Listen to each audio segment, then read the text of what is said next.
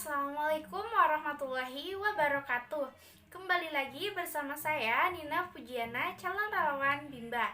Tetap semangat dan terus belajar. Sahabat semuanya, saya akan kembali menjawab pertanyaan-pertanyaan dari tugas review. Untuk materinya yaitu tentang kurikulum baca pembahasan yang kedua. Selamat menyimak.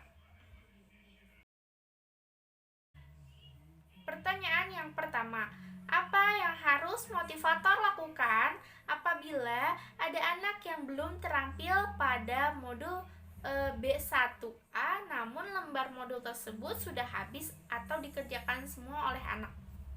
Baik, pada hal ini merupakan bagian dari cara evaluasi modul baca 1A. Dalam evaluasi ini dilakukan untuk mengetahui apakah tujuan modul baca 1A sudah tercapai atau belum. Nah, pada cara mengevaluasinya itu terdapat tujuan utama dan tujuan khusus. Dalam tujuan utama, kita sebagai motivator harus pastikan sikap dan ekspresi anak. Jika anak sudah terlihat senang, semangat, dan antusias, maka tujuan utama modul baca 1A sudah tercapai. Kemudian, cara mengevaluasi dari tujuan khususnya, yaitu terbagi menjadi dua.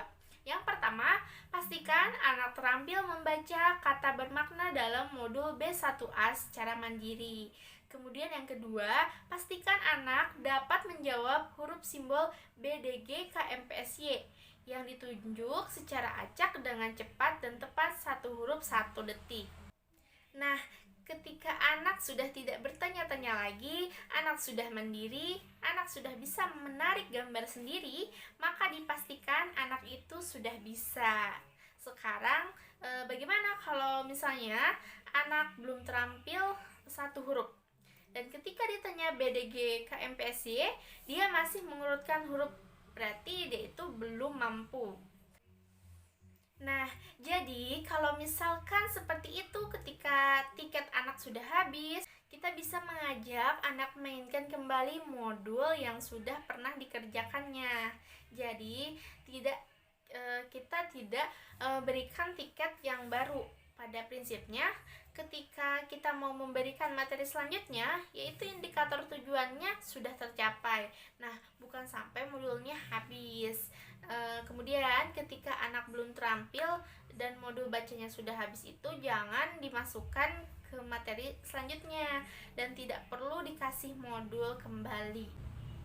Karena kita masih bisa memainkan modul yang pernah dimainkan oleh anak, sehingga kita terampilkan lagi anaknya, kita capai tujuannya terlebih dahulu. Setelah itu baru boleh kita lanjut ke materi selanjutnya. Pertanyaan kedua, pada modul apa anak dilatih menghilangkan mengeja? Apa dampak jika anak masih mengeja dengan suara keras? Anak dilatih menghilangkan mengeja yaitu pada modul baca 2. Di sini, anak mulai dilatih untuk mengeja dengan cara berbisik-bisik. Nah, kemudian apa dampaknya jika anak masih mengeja dengan suara keras? Jika masih mengeja dengan suara keras, pasti nantinya anaknya akan merasa capek dan nantinya anaknya tidak akan mengerti apa yang sedang mereka baca, seperti itu. Kalau nanti mereka membacanya masih dengan suara keras. Maka dari itu, kalau masih membacanya keras, anaknya tidak mengerti apa yang mereka baca. Nantinya juga anaknya akan merasa capek. Oleh karena itu, memang modul baca 2 ini kita arahkan anaknya untuk meja dengan suara berbisik-bisik terlebih dahulu, sehingga nanti prosesnya sampai di modul baca 6 anak akan terbiasa mengeja di dalam hati. Baik, sudah selesai saya menjawab pertanyaan-pertanyaan dari tugas review tentang materi ini. Mohon maaf bila ada salah kata. Terima kasih atas perhatiannya. Wassalamualaikum warahmatullahi wabarakatuh.